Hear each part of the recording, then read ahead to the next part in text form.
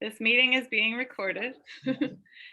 And Rachel, if you can go ahead and keep admitting people on the over there, that would be great. People are still coming in the room. That's so terrific to see you all, and we can't wait to hear you all you winning poets who are here, and all the family, friends, and community members here to support you in that.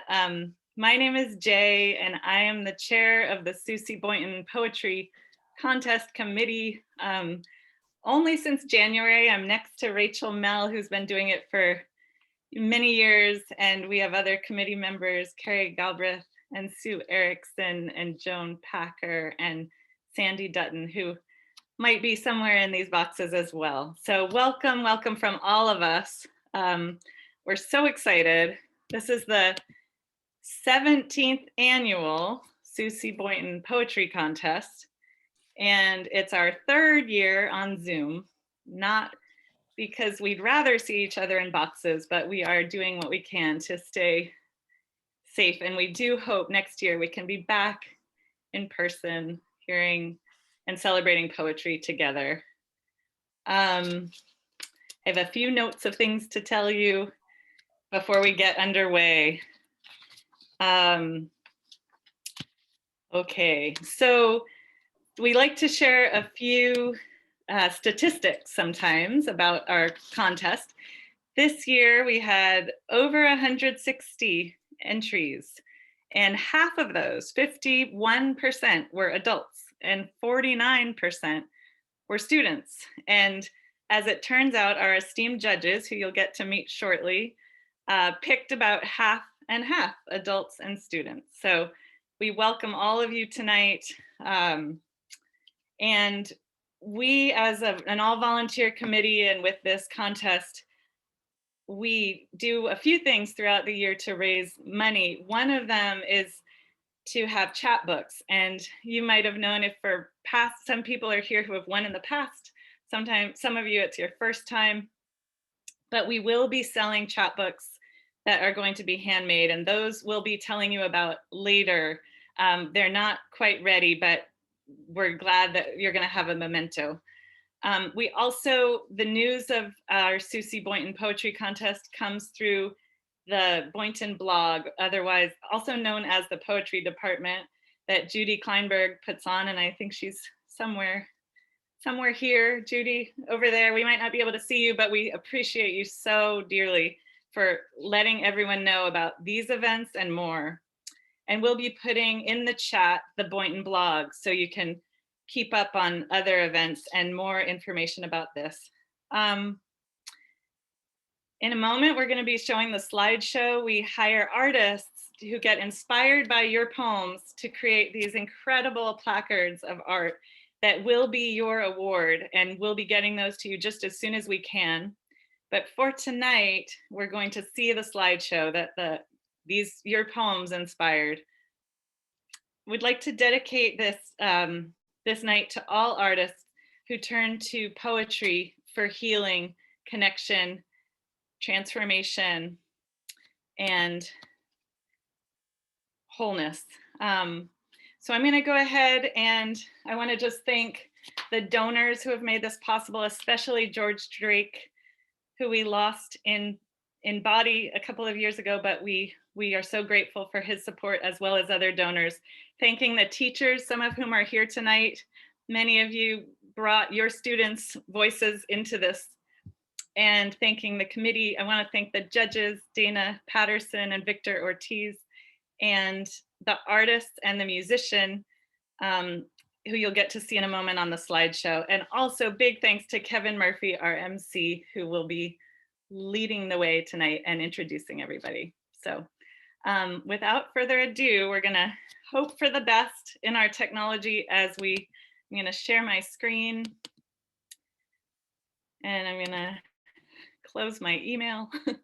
And I'm going to bring up the slideshow. And so For those of you just joining, this is the slideshow. You'll see the name of the winning poems as well as the art that's been created by local artists. So sit back, relax, and enjoy. And then Kevin Murphy will be taking it from there. Thank you so much for being here.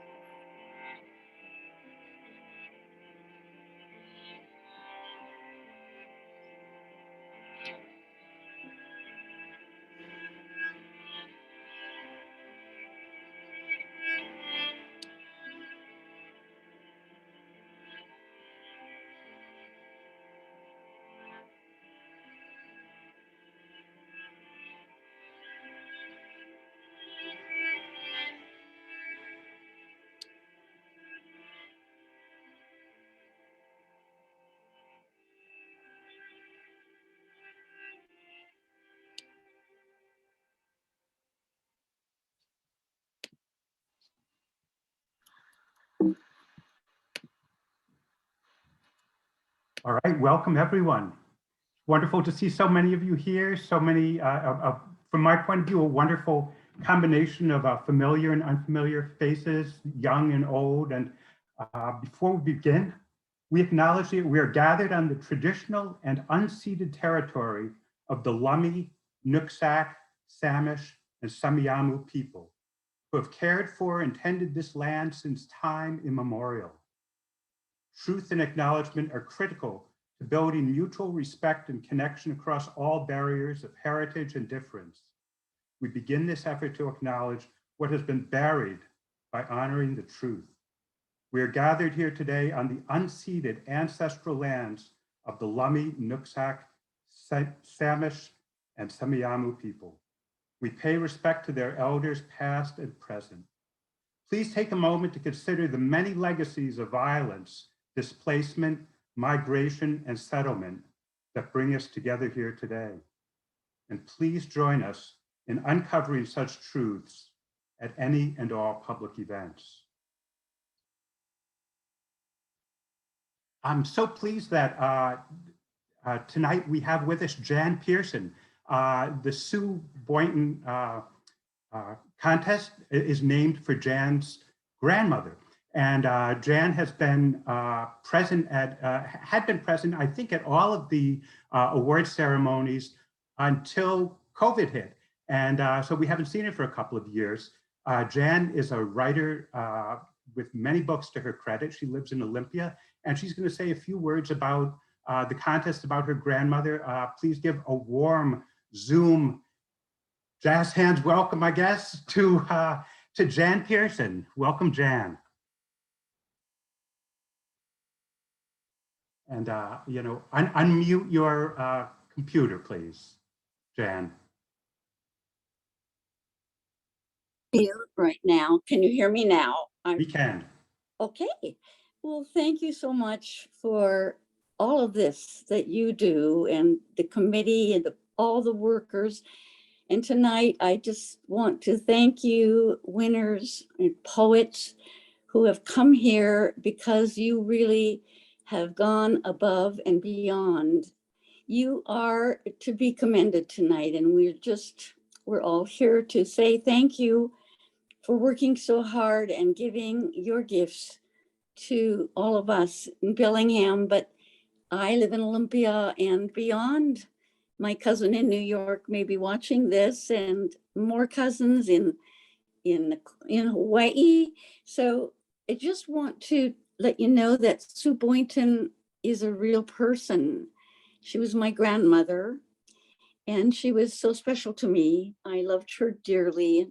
She came to Bellingham in 1906 after she married my grandfather, Dr. Boynton, who had his office on Holly Street. And they came and began their life and raised 5 children. And they just enjoyed being a part of Bellingham. But Grandma was a poet, and she was a wonderful person, a wonderful grandmother, an amazing poet. And I just want to say thank you tonight for your gift and giving it to all of us. And I'm going to conclude my little session here by sharing one of my favorite poems that she wrote that's good for any of us at any age. She wrote it when she was in her 50s. This business of growing old bothered me once when I was 55. But now at 70 years and 10 plus 5, all fears concerning age have gone. And I'm just glad to be alive. To be alive and find upon the table of each new day a brimming cup, a challenge to go on. So I've stopped growing old, too busy growing up. Thank you. Thank you. Wonderful to see you again. Thanks for making the journey. Of course. Thank you. Yeah, you're welcome.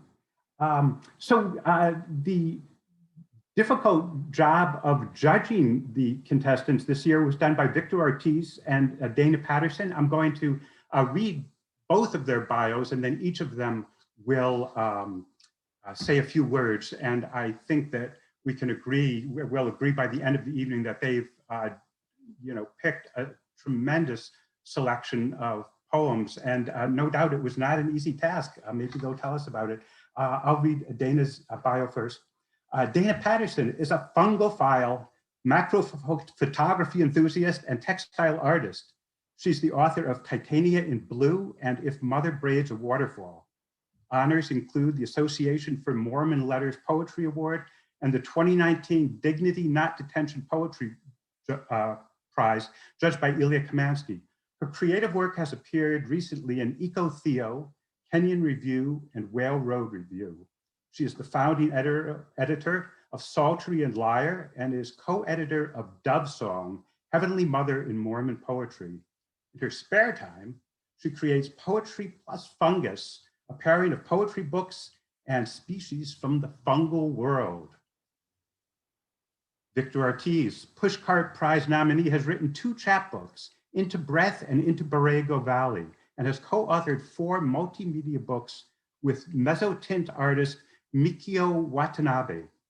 His work has been anthologized numerous times, and his poetry has appeared internationally in such journals as Modern Haiku, Frog Pond, Blythe Spirit, The Heron's Nest, Haiku Canada Review, and the Mainichi. Ortiz currently serves as judge on the Touchstone Distinguished Books Award panel. Welcome, Dana and Victor. And Dana, you want to say a few words? Sure. I just want to say, I know that y'all don't want to hear from me very much, so I'll make it really brief, but I want to say thank you to the committee for inviting me to judge this year. It's a real honor. And for all the hard work you do, thank you so much. I've been on the Boynton committee before, and I know the hours and hours that you've put into this that are kind of invisible, but add up. So thank you. Thank you to Kevin. Thank you to all of you wonderful poets that submitted your poems this year. I have been haunted in the best way by many of your words. I don't think I'm gonna look at cats again without thinking of tiny, tame tigers. I hope I get to see salamander eggs sometime so I can think of them as being studded with tiny dragons. I'm not gonna look at snow the same way. I was relieved that somebody wrote about the flooding that occurred in Whatcom County. And I'm like, thank you for putting this grief into such a beautiful poem that we can now share and have as a community. I love the poem that Alina wrote about the war in Ukraine. I don't think that I would have been able to write that. I wouldn't have been able to write that poem. And I'm glad that she did and that we get to hear it tonight. And I'm excited to hear the poems in your voices. Thank you. And thanks to Victor. It was a delight to judge with you.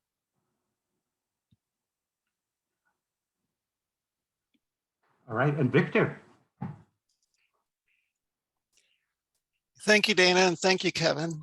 Hello, everyone. My name is Victor Ortiz, as you've been told. I'd like to thank the Boynton Committee for inviting me to serve as a judge in this year's Boynton Poetry Contest. And I also want to thank my co-judge, Dana, for her commitment to the process as we worked together to select the winners. And it was truly a privilege to be invited into the lives of so many fine poets. When I received the poems, they had been printed without names. Instead, they were numbered in consecutive order, 1, 2, 3, etc. I looked for poems that evoked compelling feelings and thoughts, that began with a strong opening and ended with a conclusion that felt satisfying, and that used language in a special way, such as the strong use of imagery or sound to create meaning. In the first round, I was attracted to poems that moved me because of their emotional impact. From this selection, I chose poems that used language effectively to shape feelings, to create a movement of thought, to help the reader see something familiar in a fresh way. My fellow judge, Dana, and I sent our nominations to each other before we met, so we might review our selections in advance. Now, when we did meet to discuss our choices, it was a very fun and rewarding experience. In fact, Dana had a meeting that she had to cancel because we were having such a good time judging it and to extend our time together. There's no doubt that the award winners wrote very good poems, but for me, what distinguished a Walk Award from a Merit Award was the compelling voice of the poet, who managed to shape their experience of the world in an unforgettable way. Thank you. Right, thank you, Victor. So with no further ado, we're going to get into the reading of the poems. So we have first the 10 Walk Award winners, which will be followed by the Merit Award winners. Walk Award winners' poems are featured on plaques that are displayed at the downtown library outside. Hopefully you've seen them through the years. It's wonderful to see the poems there. And both the, as I understand it, both the Walk Award winners and the Merit Award winners will be, those poems will be featured on placards displaying the art that was in the slideshow on city buses, on Whatcom Transit Authority buses. And so we're going to go alphabetically, starting with Margo Barber. And Margo is in the 3rd grade at Sunnyland Elementary School, and her bio says in sentence 2 that she is obsessed with artichokes. Margo will read Spring in Bellingham. Welcome, Margo. Spring in Bellingham, a soft wind blows as I trudge through the field of Sunnyland Elementary School. The first flowers bloom like a dragon taking flight, their colors pushing through the gray. I can feel the breeze on my cheek like a million butterflies taking flight. This is spring in Bellingham. Wow, thank you, Margo. That was an excellent job of reading that poem. Thanks so much. Next up, we have Floyd Braunstein. And Chloe loves to write poetry, create art, dance, and sing. She is 9 years old, attends Bellingham Family Partnership Program, and has a dog named Izzy. And her poem is called Roots. Chloe, take it away. Deep down in your roots, there is a voice, a song. Deep down in your roots, there is a start, a beginning. Everyone has a voice. Find yours. All right. Thanks, Chloe. Okay, the next poet is Bliss Goldstein. Bliss has written for publications from San Francisco Chronicle to Spider Magazine. She taught writing at Western Washington University and was founding editor of Tangents Magazine at Stanford University. She and her husband ran a real estate company until recently, and she is now semi-retired. Her poem is called Retirement Lullaby. Glad to have you here, Bliss. Thank you, Kevin. So from one end of the life spectrum to the other, let's go. So mine's called Retirement Lullaby. So it begins. This new phase of life calls for me. I strain to hear my name. It was worker before, mom before, daughter before.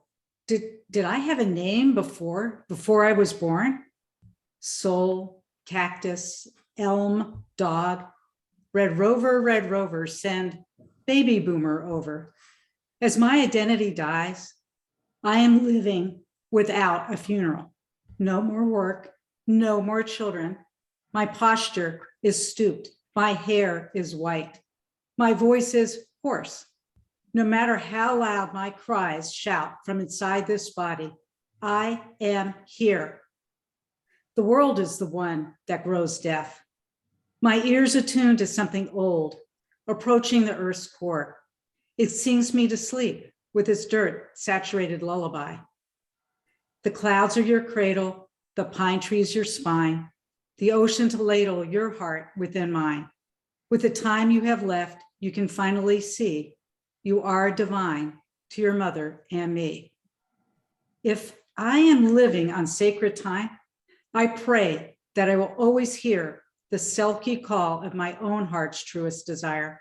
I can find her in air, water, earth. Without roots, I can grow new ones. Today I will slow, breathe, empty my mind into the cool mountain streams. Today I will bend towards a waving lavender lining the driveway. Inhale, paint my heart purple. Begin, begin, begin. Begin the after. Thank you, Bliss. I kind of know what you're talking about, to tell you the truth. I haven't worked in a couple of years, but I don't call myself retired, not quite yet. Next up, we have Maureen Kane. Maureen lives in Bellingham with her husband and hairless cat. She is a mental health therapist in private practice. Prior to being a therapist, her work focused on literacy, healthcare access, aging, homeless youth, and disability. She is the author of a book of poems called The Phoenix Requires Ashes, Poems for the Journey. Maureen Kane, let yourself be weary. Thank you. Let yourself be weary. Let your body crumble to the ground and lie on the wet forest floor, right here in the middle of your path. Let your skin and bones slide off your soul, surrendering dreams and hopes and to-do lists into the decaying leaves and rich soil. Give yourself to roots and mushrooms. Let yourself become nurse log, molting snake, earthworm digesting dirt. Join the ants in their underground labyrinths. Sleep cozily with rabbit and fox beneath the earth. Let your weariness be the chrysalis holding your bare beating heart and soul. Rest and rest and rest. And from here, let your life renew. Breathe and wait until you have some recognition of who you have become. Right. Thank you, Maureen. Next up, we have Marley Lotz. And Marley is a 6th grader who homeschools with Bellingham Family Partnership Program. Marley is an avid reader who devours books of all genres, especially historical fiction. When he is not reading, he enjoys playing soccer with the Whatcom FC Rangers or practicing his viola. His poem is called, and I love this title, I Am From Taco Salad and Toasted O's. Marley. Thank you. This poem is based off of George Ella Lyon's Where I Am From. I am from the forget-me-nots that bloom in our yard in colors of pink, blue, and purple. I am from our curly willow tree, not yet large enough for me to climb, that matches my hair. I am from soaking in hot springs, the Shinkansen, safaris, the pyramids, and places beyond. I am from taco salad and toasted O's, from laughter, jokes, and helping hands. I am from clearing storm drains with sticks. I am from loyal Zoe with long whiskers and short ears, from Sadie, black and purring, and playful Mocha, wagging a fuzzy, curly tail. I am from books, surrounded by piles. I am from owls, history, and fantasy, breathing in words, exhaling thoughts. I am from music, from fingers on metal strings and the peaceful, soothing melody. I am from swimming pools and soccer fields, from a broken tibia caused by a frog's school day, and palm calluses from swinging on a little red trapeze. Great, Marley, thank you. I love how much you got into that poem. That was like a trip around the world. Next up, we have Amanda Norenberg, who actually is not present. Her poem is going to be read by committee member Rachel Mell. The poem is called Give Me Your Hand. Amanda's bio I will read. Amanda Norenberg grew up in Minnesota on the North Shore of Lake Superior for 23 years and has now lived in Washington for the exact same amount of time.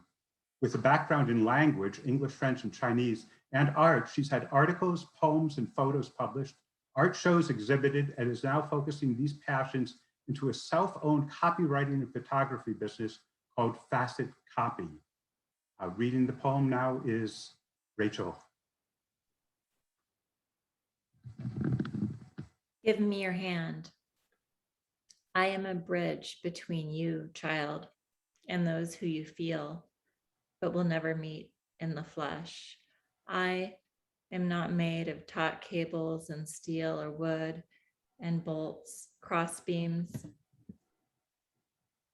or even tight bolts, or tight ropes woven together. I am not hard or immobile. I am made of a glance, a giggle, a sigh, a wrinkle, a skin spot, a black eyelash, a squinty grin. I am made of rigatoni noodles steaming out of the pot, coated in butter, given to you in a small bowl with a wink before dinner. I am lasagna oozing mozzarella and red grease. I am endave coated in sour vinegar and olive oil. I am stories repeated around the table. How can you be a bridge and be all these other things, you ask? Babe, the bridge is all these things. And the bridge is your hand in my hand, all their hands, all at once. Beautiful poem. Thanks, Rachel. Thank you, Amanda. Amanda's off at Yellowstone. Is that what I understand? Yeah, she's enjoying herself at Yellowstone National Park. I'm pleased next to introduce Matthew Stuckey, whose witty poem is called Words from a Cloud. Matthew Stuckey lives in Bellingham with his wonderful wife, where he practices acupuncture and wanders around in the mountains. This is his first published poem, and will hopefully not be his last. Matthew, good to see you.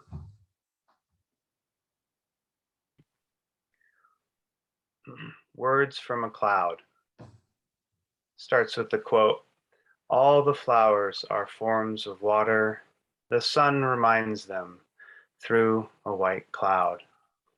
W.S. Merwin, the poem Rain Light. You think my body is light as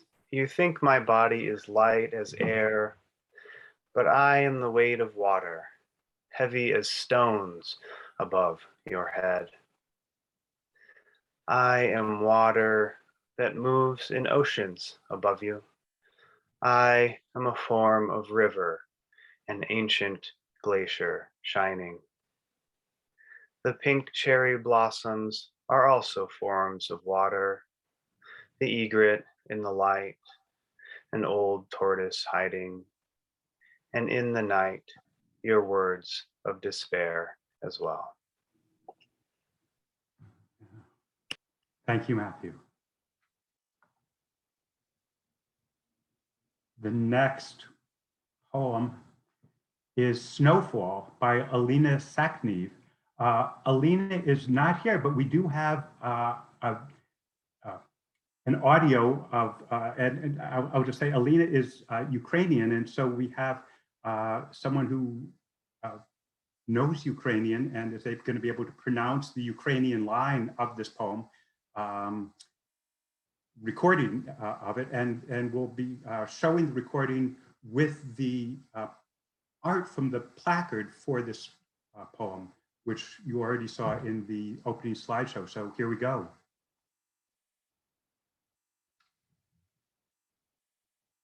Snow falls outside a blue house. Sorry, I just want to make sure if you can see and hear it now. Sorry, thank you.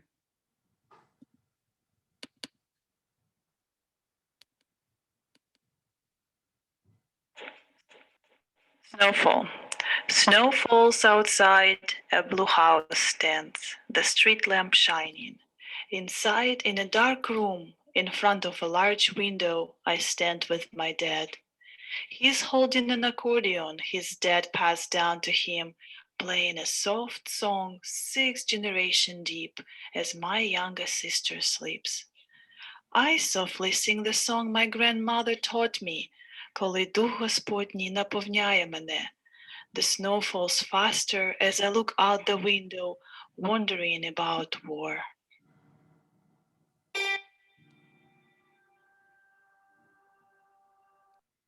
All right, beautiful, yeah. And I didn't mention, but Alina is a student at Squalicum High School. And she is one of the students, she is a student of Amy Cushman, who I think is here in the audience. And Amy has, her students have won countless awards through the years. And I think there are maybe 4 of her students who are winners tonight. And Amy, I think, deserves, I'm not sure where she is here on the screen, but deserves a little bit of appreciation for fostering so many great poets through the years. So that was, there she is. Hi, Amy. Oh, thank you. Yeah. Okay, next up, I am delighted to introduce Leslie Wharton, whose winning poem is called After the Flood. Poet Leslie Wharton works as a caregiver for the elderly who inspire and listen to her poetry. Her efforts to share poetry with the broader community include gathering poets for a dress poetry show at Allied Arts Gallery, Bellingham Women's March, and other public events. Colorful broadside posters of Leslie's poems are available for display in restaurants and galleries. She is gathering the courage to publish her first poetry collection. Leslie, welcome.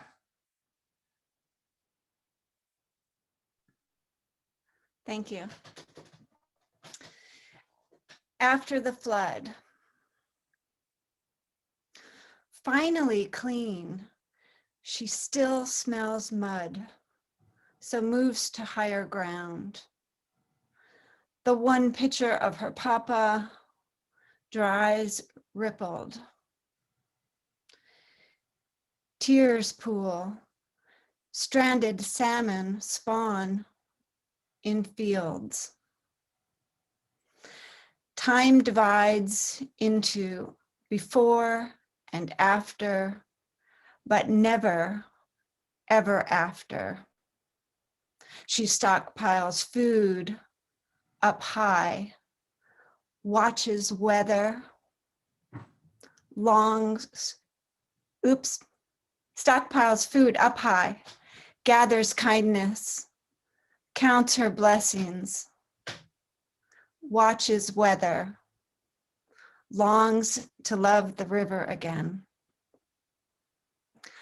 Bogged down by newly formed tenderness, she can no longer sweep spider webs, shoe flickers. She gently places shells back to sea. By summer, she'll return to the Nooksack, where gravel bars wash away, new beds rest. Beneath the high water mark, exposed sapling roots hold fast in undercurrents of fear. Hope floats.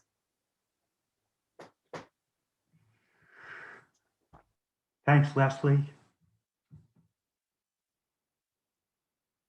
Now we get into the Merit Awards, and we will be starting with Luther Allen, his poem, The New Snow.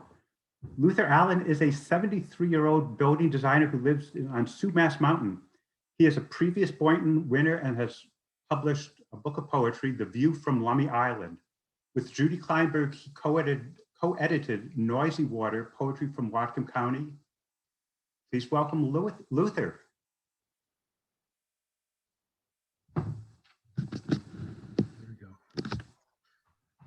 The new snow, fresh as if you'd never seen snow before, never seen the leaning maple, the galactic spire of seed clusters, rust blood of dock stems, or the perfect chickadees. Soft as it takes you in, holy, like your first step into a forgotten world of silence, gentle in its burden, never questioning whether it is a veil or the lifting of a veil. And you know nothing other than you are being held, being held. Luther, it's always great to hear your poetry. Thank you, Kevin. Yeah. All right, next, the next winning poet is Catherine Aspinall. Sorry, before we play Catherine's, I just want to bring in Haley Van Ness. We just like Sneaky Cats Can Be, her poem about cats snuck out, and so if we could bring it back in. She was a Walk Award winner. Oh, it was so short, I just scrolled right through it, I think is what happened there. Thank you for catching that. Yeah, great. Haley Van Ness, sorry to ignore you. Haley Van Ness is 8 years old and likes cats, and she has 2 of them. Haley Van Ness.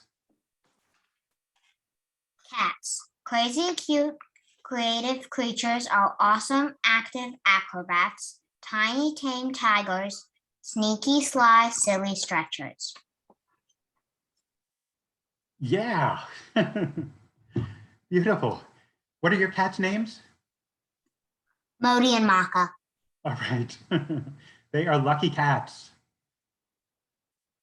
So, okay, to get back to where I was erroneously, Catherine Aspinall is not here to read her poem, Paris, but we do have a wonderful video of that. And I'll just introduce Catherine. She is a senior at Seaholm High School and recently moved here from Orcas Island. She is a full-time student athlete and has recently begun writing daily poetry. Catherine will be pursuing a biology and art major at Willamette University in the fall. Paris.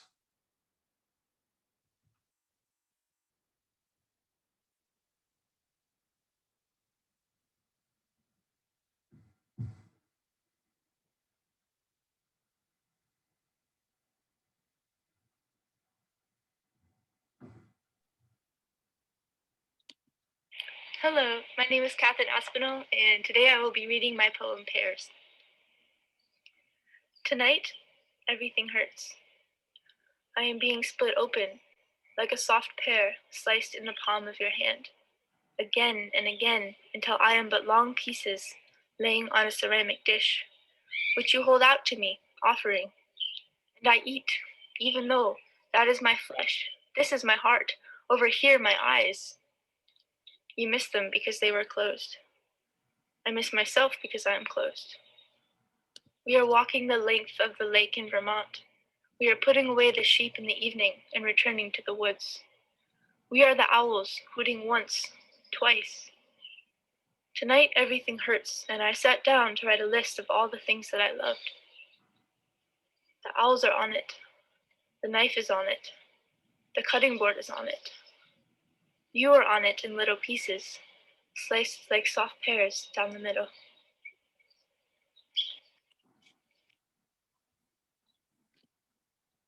Right, a wonderful poem. And next up, we have Rusty Bauer and his poem, Mother. Now, is Rusty here? Rusty is not here. Okay, so I'm going to read Mother.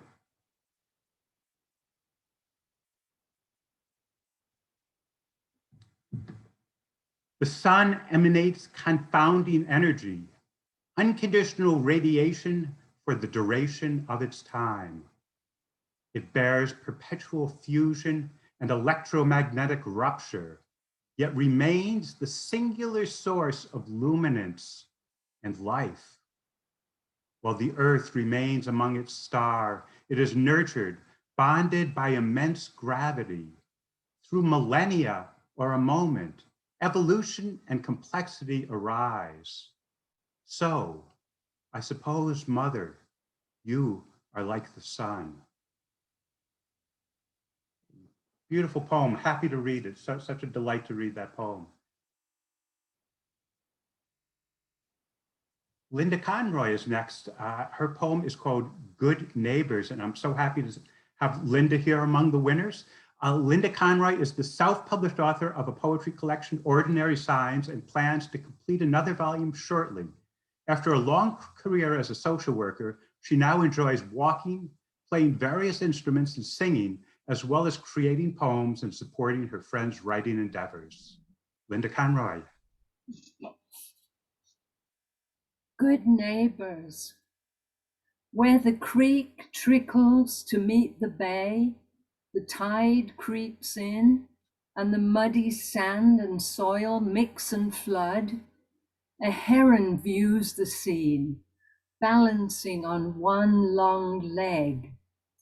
Two red-beaked oyster catchers, poking plankton, wade with common golden eyes at water's edge.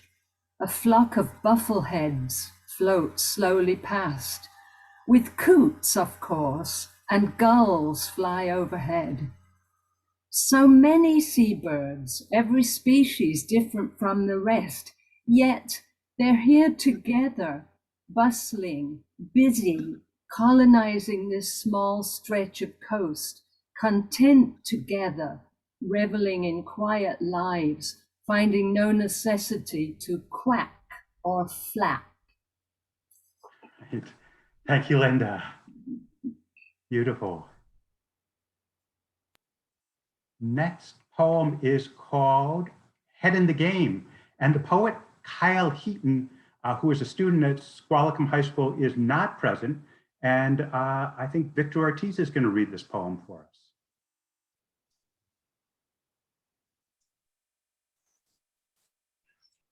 And very happy to read this poem, Head in the Game. A cool breeze blows across the rocky concrete. My heart races, sweat beating down in my eyes. The sun's rays like lasers on my skin. My foot jabs steps, faking out the lifeless defender in front of me. I dribble once, twice, 3 times, downhill towards the Coca-Cola hoop. I cross over between my legs, take a step, release the ball from my hands, swish. my team wins. I celebrate with my dog, the only person watching. I chase down the ball and play again, not stopping until dinner or the hoop is darkened by night. What else is better? All right. Thank you for the poem, Kyle. Thank you for the reading, Victor. Next one is Enemy by Blake Hewitt, and Blake is not here. Is that correct? No, I'm here. Blake is here. I'm so happy. Blake is a student at Fairhaven Middle School, and his poem is Enemy. Take it away, Blake. All right. There is an enemy inside my head. He cradles my thoughts, whispering false promises of protection.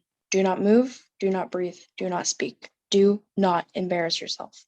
I am drowned beneath the ocean of my own insecurity. The safety of the bathroom under the flicker of the fluorescent lights. I stare into the mirror and glare at his sour face. Stop it, get out of my head, and anxiety will swear, I'm only trying to protect you. And the insecurities will whisper, you are your own enemy. Hey, thank you, Blake. Okay, the next poem is called Finally Peace. This was written by Dylan Jacobs, who is a student at Squalicum High School. He's not here right now, so I'm going to read this one, Finally Peace. And this one is kind of at the other end of parental relationships, the other pole from the poem that I read about mother just a minute or two ago. Finally Peace, Dylan Jacobs. I woke up in my king-size bed. It was the morning of my father's funeral. I was happy, though, almost ecstatic to have him finally gone. Nothing dragging me down. No more 3 a.m. calls high on heroin. No more midnight break-ins looking for money. No more bail payments. I grab my phone and call my older brother. He answers on the 5th ring. There's complete silence for a while, as if we both want to say it, but don't. I hang up the phone. Now I know I'm not alone. He's truly glad too. No grief, no guilt, no regret.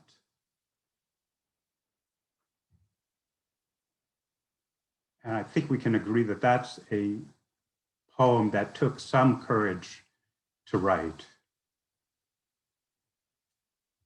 Thanks, Dylan.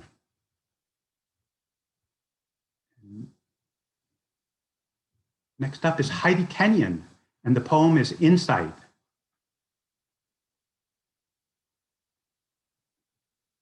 Heidi, are you here? I'm going to read this poem for Heidi. You're gonna read- all right. Heidi is here. We were hoping Heidi would be here, but I am the backup. Insight.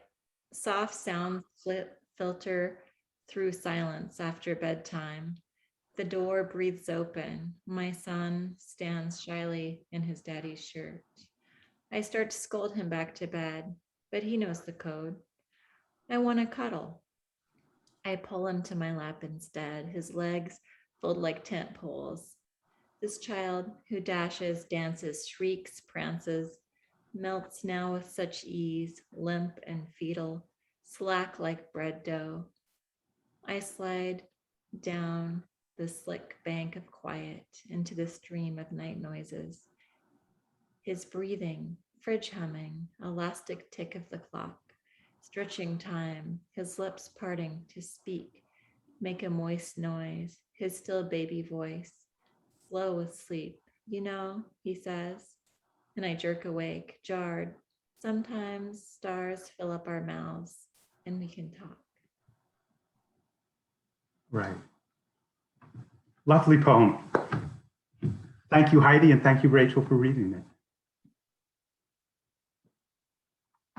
Next up, we have the next winner, who is won before, Timothy Pilgrim. The poem is Feeding Poems to the Garden, and I think that Dana is going to read this poem. but I'll read Timothy's bio. Timothy Pilgrim is a retired journalism prof from Western. He walks snowshoes gardens and has been writing poems since the 6th grade, the first being published in his class project booklet, This Is My Life. He has never accepted payment for a poem. Dana. Feeding poems to the garden. Unlike plastic, paper breaks down in compost. Paper from my printer after 1 week. Cardboard takes longer. Accused, too. It changes pH balance, ruins good soil. I am buoyed to know what I carry outside. Early typed lines about her sway, shy smile tossed my way, hearts urged to merge on Salish nights. Will let the bin stay damp. Help worms prolong their writhe. Devour lettuce leaves, shriveled leeks. Soggy similes, meek metaphors, unbridled rhyme, also digested. My flawed phrases, recycled, enriched, given pluck. Wheeled to the garden as mulch, to cultivate runners, sprouts, buds. A page comes loose, gets caught by wind, rises high. I imagine my love, composted in clouds, nurtured by sky.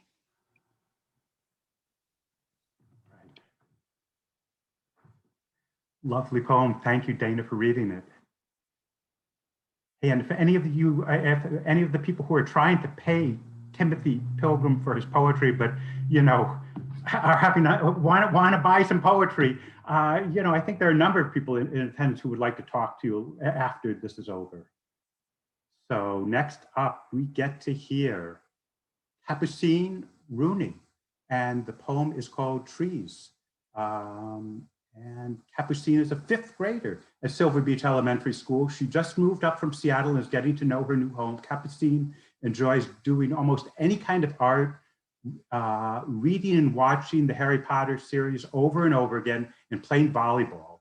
Her aunt suggested she entered this poetry contest about trees. So her mother said, go out into the woods with your notebook and don't come back until you feel inspired. And that's what she did. So Trees, Capucine. Okay, trees. Trees dance when the wind blows. Tall, green and strong, rough but delicate at the core. Moss spreads all over, water runs through their veins. All different colors, all different shades. Trees create a canopy, towering over all. Roots stretch, branches grow. Sharp and splintering, trees nurture all creatures. Shelter, safety, peace. Trees create life for animals in need, a hiding place, glowing in the sunlight, humming, singing, buzzing, creaking, breathing. Trees are alive, and they are here to stay.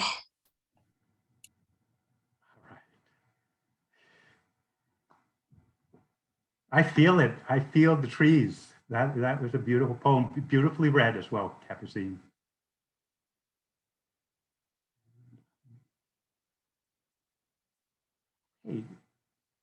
We are honored and delighted to have next Lucy Shaw. I don't have a bio for Lucy, but I happen to know that if I did have one, you would all be really impressed with the books that she's written and her extensive record of publishing and sharing poetry. It's not the first time that we've had her as a winner at the Sue Boynton contest, and I hope not the last. Lucy Shaw, Angels Everywhere.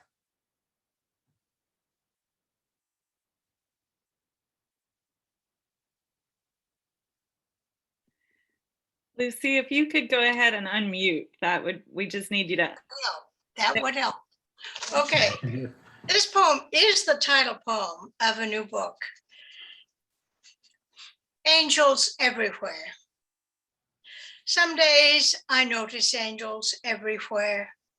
light glancing through windows, flying through window glass as if it were air. A human ear shaped like a wing, curiously curving to admit the flare of sound.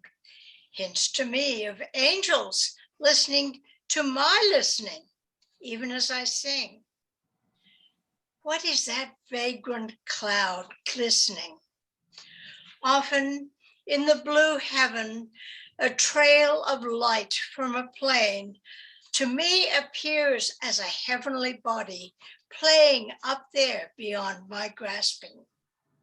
Or the tail light of a highway truck sends a spark like some twinkly being in the dark, trailing her glory robe in sight of stationary watchers.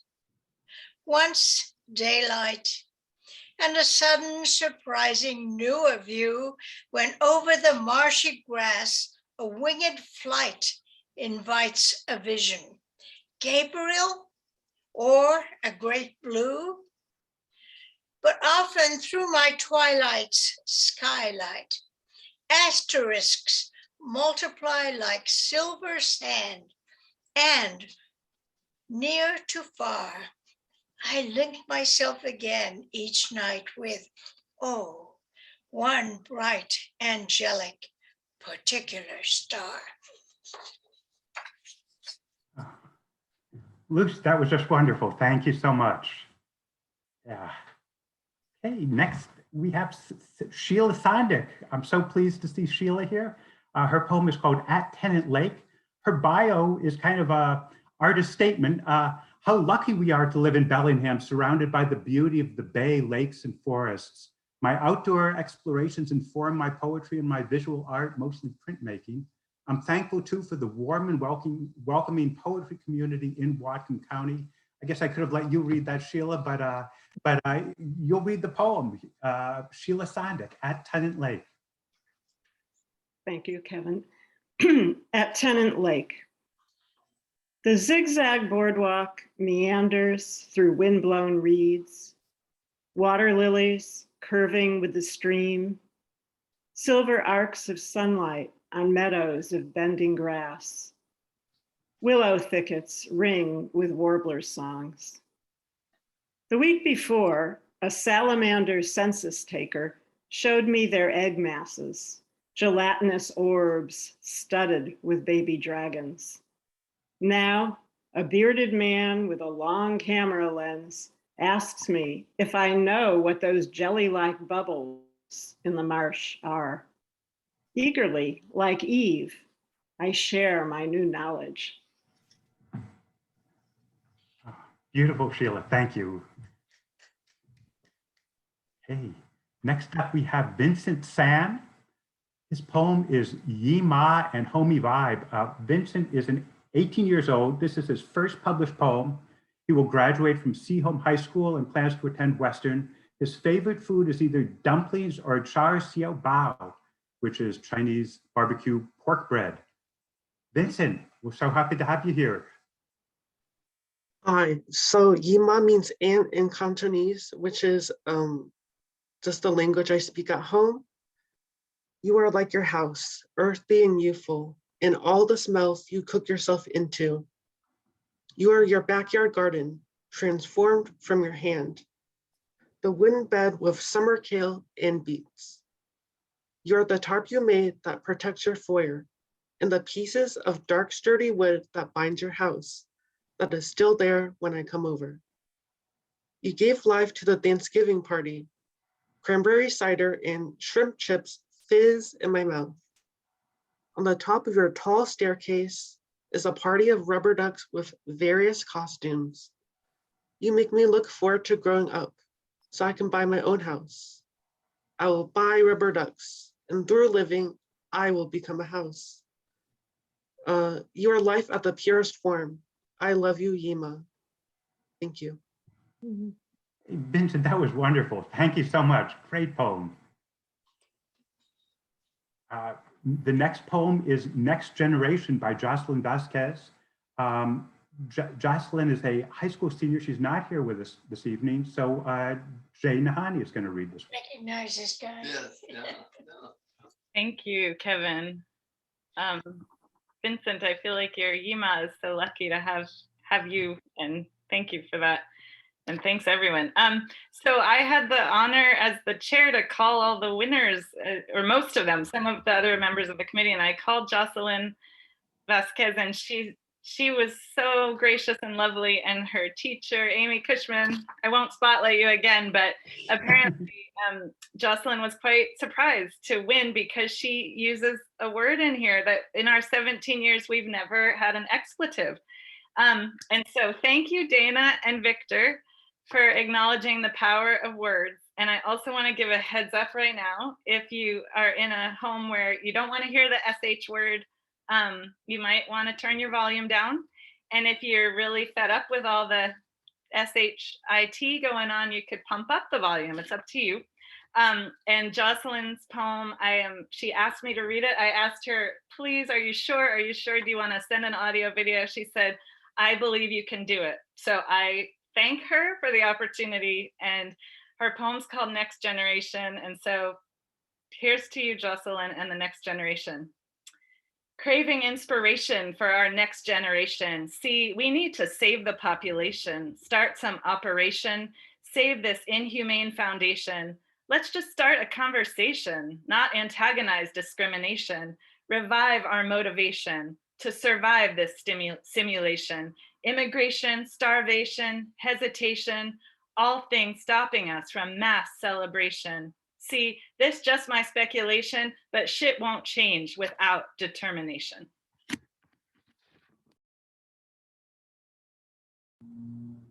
All right, hey, thank you. Thanks, Jay. And thanks, Jocelyn, that was great.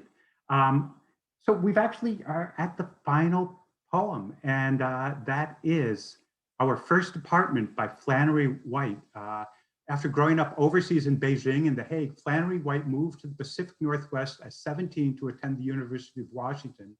Her work has previously appeared in Potluck Mag, Foliate Oak, Cirque, and the Your Body of Water collection of the Seattle Poetry on Buses project. Flannery White, Our First Apartment. Hi, everyone. These poems have been wonderful. Our First Apartment. Our sheets suspend across my secondhand chairs. Our socks and delicates overwhelm his drying rack. We read together in our laundry-wrapped room, our belongings interlaced, folded in. Beautiful, Flannery. Thank you so much. And thank you, everyone. That is, unless I scrolled past something inadvertently, that is it. And congratulations to all the winners. I think we've had just a tremendous feast of poetry here this evening. It's great to hear just the wide range of voices and subjects and ways of approaching those subjects that you all have treated us to. And so I'm going to turn it over now to Jay, I guess, for some concluding remarks and, et cetera. But thank you so much. It's been a wonderful evening. Thank you so much, Kevin. And thank you all poets for the courage to not only submit your poems, but to share them with all of us tonight. We really just full of gratitude and emotion. You took us on quite a journey, so thank you. Thank you again to Dana Patterson and Victor Ortiz for judging, and to all the hard work of the committee. I feel like y'all have been keeping this going for 17 years, and what an honor and joy to be part of it with you. And we're gonna close, you winners, by the way, this isn't it. This is just the beginning of what you get to receive as the honor. And so you will be hearing from us again with information about how to get your placard, which will be the art that's in the slideshow. And we're going to watch the slideshow one last time. So it will have a whole new meaning having heard those words. And so thank you again to the teachers, to the families, and mainly to the poets for having the courage to bring your voice to us. So get ready to watch that. And I feel like the emotional ride that Victor spoke of before, that I feel like will be carried through that again now. And oh, and gosh, I think I forgot to thank the artists who have contributed this incredible work, and the intuition of some of what happens from just the reading of the poem, and sometimes who gets, what they put in there that they haven't even seen, but they can envision what you're trying to convey. So what an incredible collaboration. Thank you all for being here tonight. We're going to end with the slideshow, and yeah, keep on writing, creating, and let's gather again in person next year if we can. So here we go. Congratulations again.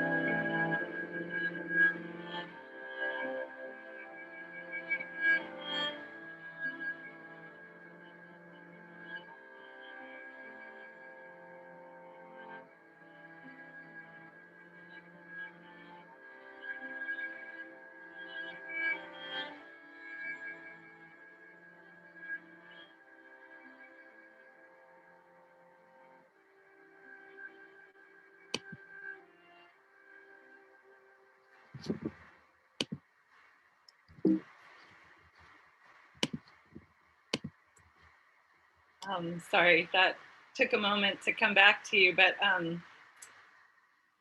thank you all so much. And whoever thinks that poetry can't change the world doesn't know about the Susie Boynton poets. So let's keep it going, because wow.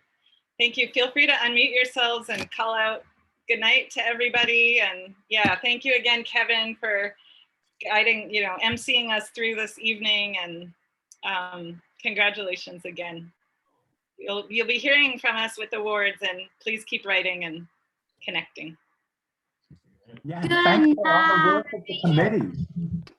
Good night. Bye. Good night. Good night. Bye. Bye. Bye. Good night. Thank you. What an inspiration. Thank you. Thank you for sharing. They were wonderful. Good night. I want to also thank everyone who turned a poem in and wasn't selected, because I understand how that works on many different levels. And, it's great for people writing poetry. And if you weren't selected, Send the same poem in next year and see what happens. Actually, Luther, I'm Good so point, glad you Victor. said that. I have a quick thing for anyone who's still here to say that you can't submit if you're on the committee. And I know that I was rejected 4 times and then I was like, oh, well, I'm just going to join the committee. But what I also want to say is we need help because the committee is about half the size as it was. And we would love, and I'm sorry I didn't say it, I meant to, well, 60 people were here instead of 24. But please, if you or someone you know, we are grateful for small tasks and also roles on the committee. So you can do little volunteer jobs. If you know someone who wants to help keep this going, if that's you, please be in touch about that. So thank you.